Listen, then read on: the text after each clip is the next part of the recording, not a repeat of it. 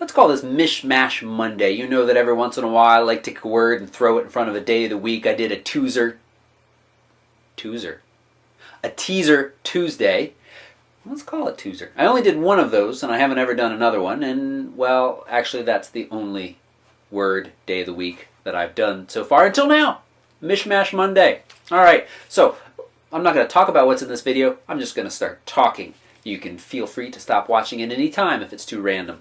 One of the cool things about Nikon cameras is that they've never changed their lens mount.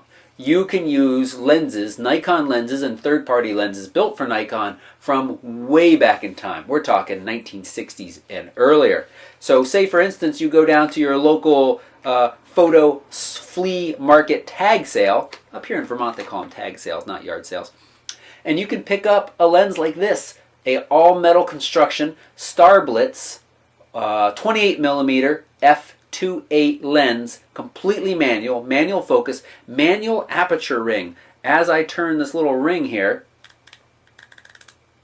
it is closing and opening the aperture blades. Very cool. Very cool for shooting video with Nikon. Another interesting fact, I haven't done scientific side-by-side tests, but it's close enough that I feel comfortable saying this lens is as sharp as the 18-55 Nikon kit. That Nikon kit lens. They've put a really nice sensor in here. Gorgeous sensor. Really, really nice. And this 18-55 kit lens is just not very good. The 18-105 is better, but the 18-55, it's frustratingly soft. I thought maybe I'd gotten a bad copy. I've tried other copies. I've looked at it side by side. They're just all really, really soft. So, just something to keep in mind. All right, so I'm a little bit of a dummy. This was pointed out to me. There is a way to get some exposure simulation in live view on Nikon. With the camera on, you go into Menu, and you go to Movie Settings, and you set your manual movie settings to be on. It's not completely intuitive, but once you do that and you turn live view on, oh, the battery's half dead, it's not going to do it. Once you turn live view on, you can then adjust your shutter speed and your ISO, and you can see the changes in real time.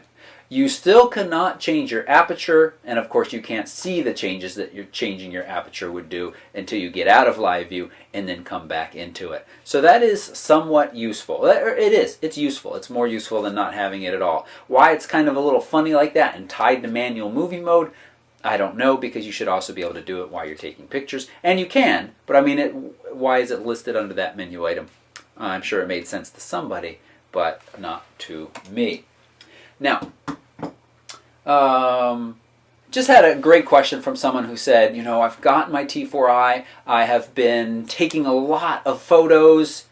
Now what? I've got all of these photos, and one having a really tough time deleting pictures of family members, even if they're not good pictures. That's a loved one. It's hard to get rid of those. I totally understand and hear you.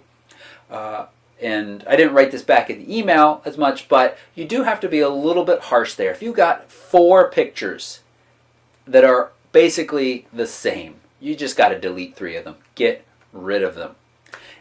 If you don't want to get rid of them, that's fine, but please don't put them on Facebook. I'm not talking to this person directly. I haven't seen their Facebook pictures. I have no idea.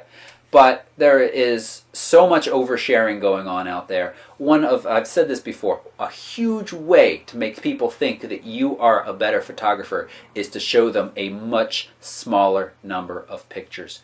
Look at all of the pictures you've taken, find 5, 6, 7, show those to people. Your best 5, 6, or 7. Those are the ones that are going to be impressed people.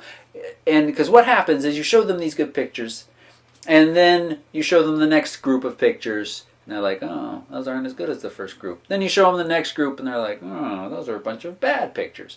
So be really, really selective. But back to this person. What do you do with all these pictures? Well, one, as I said, be fairly ruthless. Get rid of images that look very similar. This is, again, where Lightroom is really nice. You go through, you star the ones you want to keep, and then you say, show me all the ones I didn't star. Shows you. You look through them, and then you say, I can get rid of all of these, or you say, all right, I want to keep that one or that one or that one. and back these up. You need to have these on an external drive. They should be in at least 2 places in your house. If you want to be really hardcore, or I should say backed up properly, there should be a 3rd location not in your house. Here's what I do. I back them all up to a hard disk, and I very quickly, usually I try to process pictures that are important to me. I've gone off with family members and, for a weekend or for a week, or friends. Friends are a little less important. No slighting friends, but family is really, they're family. And I process those fairly quickly. Within a week, I try to go through, pick the ones I want, make my changes in Lightroom, and get them online. All my personal photos go to SmugMug, just because I started using them about 7 years ago now. There's about 40,000 photos on SmugMug of mine. And I tag keyword and I get them up there. Ones that are really special to me, I also upload into their Vault service as raw photos. It costs a little bit more. Gosh, I have hundreds of, probably thousands of raw photos by now up in their service, and it's like $4 or $5 a month. And that is some peace of mind for me, because then I can take those really special pictures in the future. If I get much better at photo editing, then I can bring them back down and say, well, let me tweak this a little bit more. I can make it better. Or if there's improvements in technology, that's what I tell myself. And for $4 to $5 a month, personally, for me, that's worth it. I am rambling. It's a Monday mishmash. So, external drive. They're not that expensive for 1 to 2 gigabytes of space. That should do you for quite some time. Be ruthless. Oh, also, you say 40,000 pictures on SmugMug. What the what? How do you deal with all of those? I tag them in Lightroom before they go up there. I can find the pictures I want very quickly and very easily. I am bragging. I love it. I put together photo presents for the parents, for the grandparents, put, friends. I could say, find every picture of Robert. And I have my keyword tagged Robert. It did take time to do that. It was an investment of time. It is every time I take these thousands of pictures on family vacations and things like that. But for me, the turnaround time of being able to quickly produce something is well worth it. They also are organized by month and date, so I could say, oh, back in 2008 we went on such and such a vacation, and I can just go and browse through that vacation folder. Or I could say, show me every picture of Robert that went on vacation to the beach. You can add these keywords together, and then very suddenly you're looking at 15 pictures out of 40,000 that are showing you exactly what you want. Keywording, tagging, very nice. What else did I want to talk about? Oh, so in the woods, the other day I shot the video of how I shoot these fern heads. I hope you've watched that. Here's a little link. Go watch it. It was a lot of fun to make. I hope to do more of those in the future. I also spent about 30 minutes shooting a review of the T5i. I'm not going to upload it. I talked too much about the value of T5i versus the T4i. I relied too heavily on the prices as they were a day ago. I don't want to say worried is the word. Well, I worry. I think we've seen the end of the T4i good prices. B&H, Amazon both have raised their prices for anywhere from $100 to $150, and this might be the end. The Canon told us that the T4i was going to be discontinued. It will be moving forward, the T5i and the T3i. Please, if you have a T4i, this isn't bad news. It's not bad news at all. You have a wonderful camera. Keep on shooting with that wonderful camera. If anything, it means if you want to sell it, the resale value might be a little bit higher as they become harder to get. I don't know. Just don't worry about it. Just take pictures. But anyway, so I'm not going to put that review up. I'll reshoot it at some point in the near future. I have the SL1 coming. I've rented that, so we'll talk about the size difference and the sacrifices you're making. And I've had questions about 18 to 55 versus 18 to 135. I tell you, this 18 to 55 lens, I did spend some time in the review talking about this. Maybe I should cut that part out and just show that part. It's a nice lens. It is a very nice lens, and this is where Canon has really done a good job of keeping those up to date, not so much on the Nikon side. So there's that. And the last thing that I want to talk about in this mishmash is the giveaway. I have not talked about this enough. I cannot believe some of the stuff I'm giving away.